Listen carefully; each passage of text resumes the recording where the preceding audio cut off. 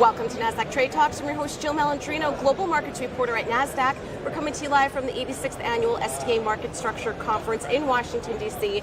Joining me for this segment, we have Joe Gawronski. He's the president of Rosenblatt Securities, also the moderator on the keynote panel featuring Tal Cohen, Nasdaq's head of North American Market and Trading Services. Joe's going to give us an overview of some updates they got from the panel with equity market structure. Joe, it's great to have you with us on set. And there was a couple themes that really resonated: competitiveness, regulation, and industry consolidation. Let's start with competitiveness. So the competition in the U.S. equities market is not abating. There's 2 new entrants scheduled for sometime in 2020 in all likelihood. So I think the attitude of both Tal and Brian Harkins from CBOE is that, hey, you're in the wrong market if you are not ready for competition.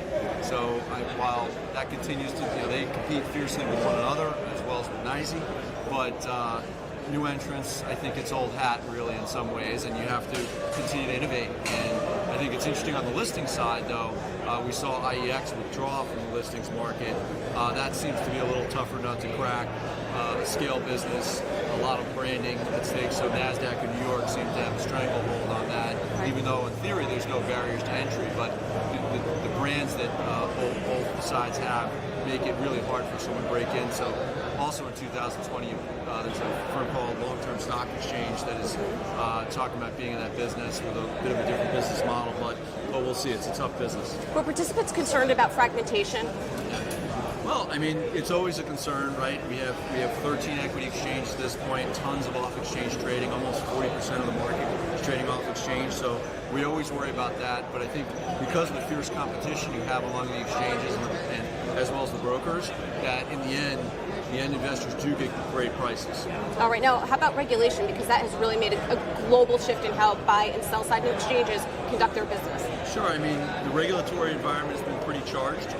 Exchanges and brokers have sort of been a bit at each other's throats over things like market data fees, etc. And the SEC has weighed in. Just yesterday they came out with a new proposal requiring, instead of the sort of when a filing happens for it to be automatically implemented, potentially there's going to need to be review and a comment period. So those types of things are difficult for exchanges to deal with and sort of tie their hands a bit.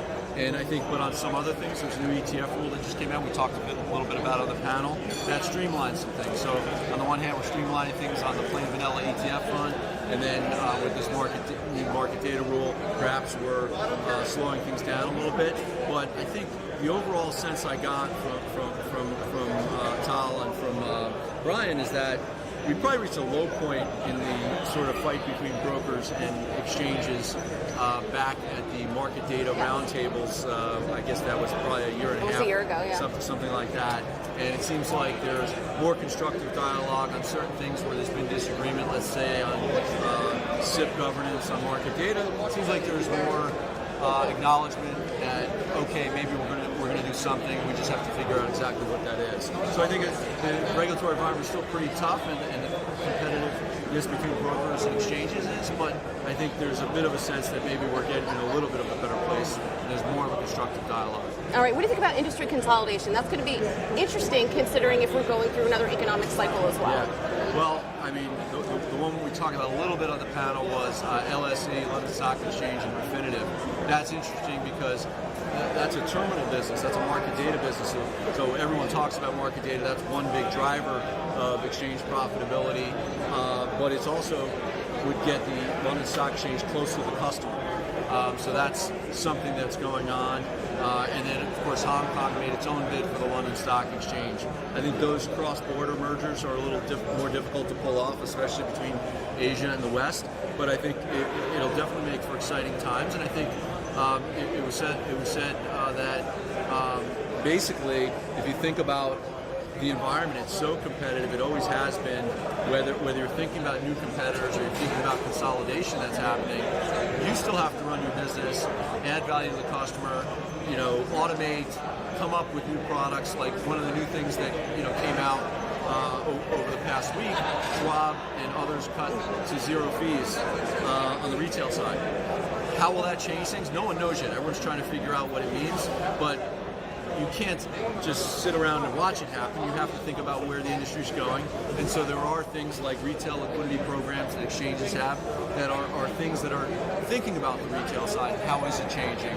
And what do we need to do to change? So, I mean, look, there's never a dull moment in the exchange space. It's been an exciting space. I've been following the space for almost 20 years now, and it doesn't seem to be slowing down. But that is one thing for sure. Definitely the most competitive of all the industries out there. Joe, thanks so much for spending time with us on Trade Talks. Thank you so much. And thanks for joining me from the 86th Annual STA Market Structure Conference. I'm Jill Malandrino, Global Markets Reporter at Nasdaq.